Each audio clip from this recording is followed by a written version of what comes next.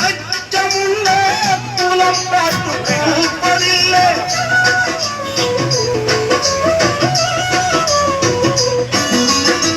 ஆயிரம் ஜென்மம் தேடி அன்பாலே ஒன்று கூடி சேர்வது